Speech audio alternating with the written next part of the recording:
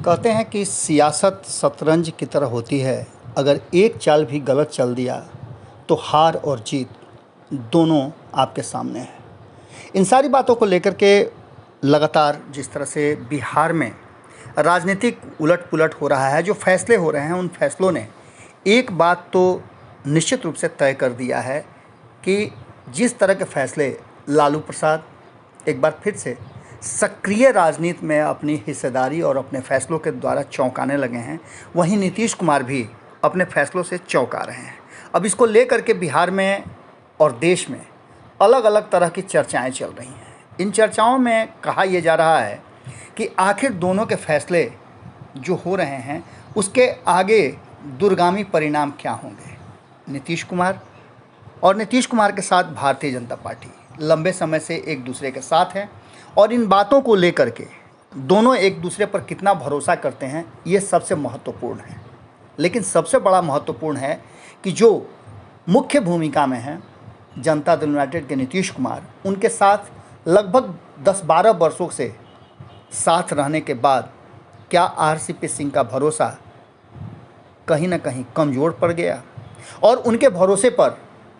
Party से बाहर जाकर के फिर वापस आए ललन सिंह और उपेंद्र कुशवाहा पर ज़्यादा हो गया। इन बातों को लेकर के आपने देखा होगा कि नीतीश कुमार के करीब अक्सर कुछ लोग आते रहे हैं और आने के बाद संभावना व्यक्त की जाने लगी थी कि नीतीश कुमार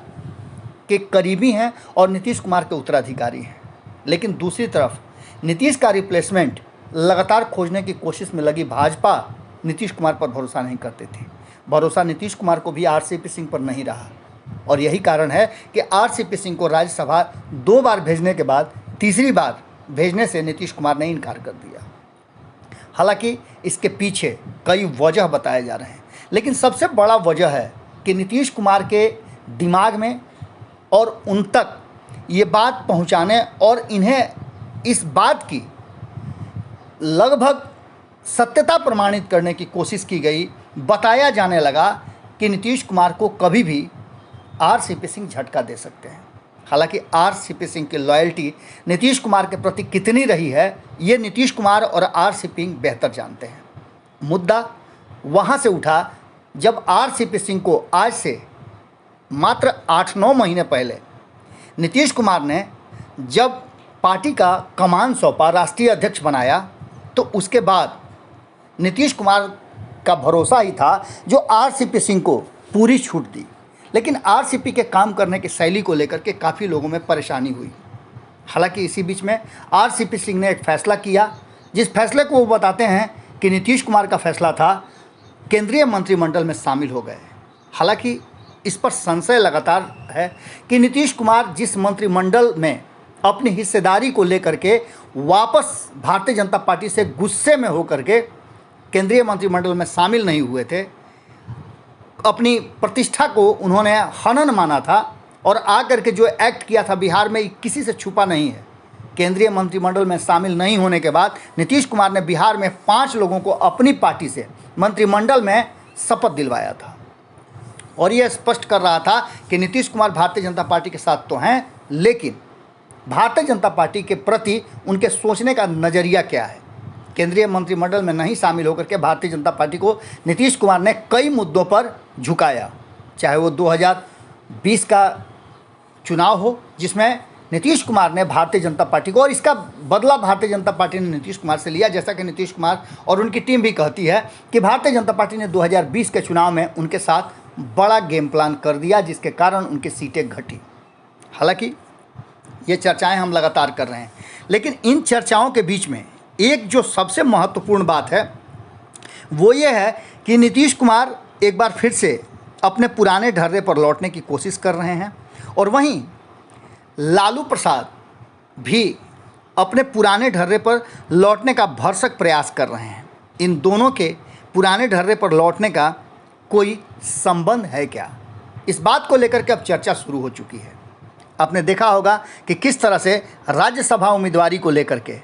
नीतीश कुमार ने अंतिम समय में जो पासा पलट दिया और खीरू महतो, जिनका कोई चर्चा नहीं हो रहा था, एक दिन पहले उन्हें बिहार बुलाया गया, झारखंड के रहने वाले हैं और उन्हें राज्यसभा भेजने का फैसला किया गया। इस बात को लेकर के चर्चाएं पहले भी हो रही थी कि उसी समाज से,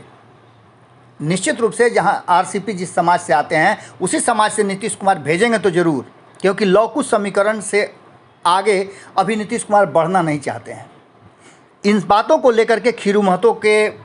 उम्मीदवारी को लेकर नीतीश कुमार कितने आश्वस्त हैं और कितना ज़्यादा इसका असर होगा आगे आने वाली रणनीति पर, यह अलग बात है। लेकिन वहीं दूसरी तरफ कहीं ना कहीं लालू प्रसाद ने भी एक बार फिर से परिवार और MY समीकरण, बेहतर होगा कि आप कहें MY समीकरण को साधने का काम किया। और ये देखने को मिल रहा है कि MY समीकरण जहां एक तरफ लालू प्रसाद साध रहे हैं, वहीं लौकुश को साधने के लिए नीतीश कुमार भरसक प्रयास कर रहे हैं, क्योंकि इस बार उन्होंने उपेंद्र कुशवाहा की बात मानी है, ललन सिंह की बात मानी है। और इस बात को मानने में कहीं ना कहीं एक बात तो तय नज़र आ रही है कि नीतीश कुमार की अगली रणनीति क्या होगी। लेकिन इन सब के बीच में कहा यह जा रहा है कि नीतीश कुमार और लालू प्रसाद के फैसलों में आने वाले बिहार की राजनीति की झलक नज़र आ रही है। एक बार फिर से लालू प्रसाद भी अपने पुराने ढर्रे में लौटे हैं और MY समीकरण के साथ साथ कुछ ऐसे फैसले कर दिया है जिसको लेकर के आप कह सकते हैं कि तेजस्वी यादव और लालू प्रसाद दोनों का मिश्रण यदि हो जाए तो बिहार की राजनीति में कुछ भी हासिल करना असंभव नहीं होगा। आप समझ लीजिए कि एक तरफ जहां कारी शोएब जो पुराने कार्यकर्ता हैं, यूथ के अध्यक्ष हैं और एक बार नहीं कई बार उन्हें यूथ अध्यक्ष बनने का सौभाग्य प्राप्त हुआ है, मौका मिला है। हम इसलिए ये बात कह रहे हैं कि अब तक ऐसा राष्ट्रीय जनता दल में नहीं हुआ था, लेकिन कारी शोएब का काम है जो खुल करके बोला और इसके बदले में, चाहे वो 2020 का चुनाव हो, 2019 का चुनाव हो, पार्टी संगठन की बात हो या फिर आपको याद होगा कि सरकार के विरुद्ध प्रदर्शन करने की बात हो, कारी शोएब की पूरी टीम और उनका नेतृत्व कहीं ना कहीं सरकार को मजबूर कर दिया और सड़क से लेकर सदन तक का संघर्ष सफल रहा, जिसकी चर्चाएं आज भी होती हैं। और उसे JP आंदोलन का कहीं ना कहीं कहा जाता है कि एक झलक दिखाई थी। इस बात को लेकर के कारी शोएब ने अपना स्थान खुद ग्रहण किया है और इस बात को लालू प्रसाद और जो नेतृत्व है, शीर्ष नेतृत्व, उसने कारी शोएब को निश्चित रूप से उनके काम और उनके समर्पण का इनाम दिया है। तेजस्वी यादव युवाओं पर भरोसा करते हैं। वहीं आपको दूसरा जो फैसला है विधान परिषद भेजने का, मुन्नी देवी जो कि ठेले पर कहा जाता है कि वो आयरन का काम करती हैं और बिल्कुल डाउन टू अर्थ हैं, हालांकि उनका संबंध राष्ट्रीय जनता दल से बहुत पुराना है।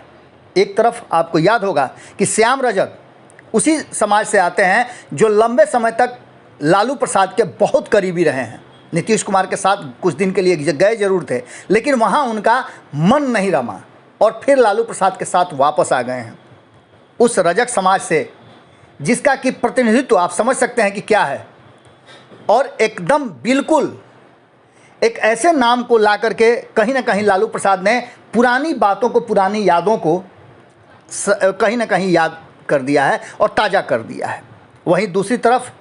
भूमिहारों और ब्राह्मणों को साधने का भी एक बड़ा काम किया गया है। मेरी चर्चा कई लोगों से हो रही थी, इस बीच में कहा जा रहा था कि लालू प्रसाद इस बार A to Z की तरफ तेजस्वी यादव का जो ध्यान है उस पर अमल ज़रूर करेंगे। और यही कारण है कि आपने देखा कि पिछली बार राज्यसभा में AP सिंह को भेज करके भूमिहार समाज को साधने का काम किया, वहीं अशोक कुमार पांडे का नाम ले करके और विधान परिषद में भेजने का फैसला लालू प्रसाद और तेजस्वी यादव का कहीं ना कहीं ब्राह्मण समाज को भी एकजुट करने का एक बड़ा हथकंडा है। कहा जा रहा है कि MY के बाद जहां एक तरफ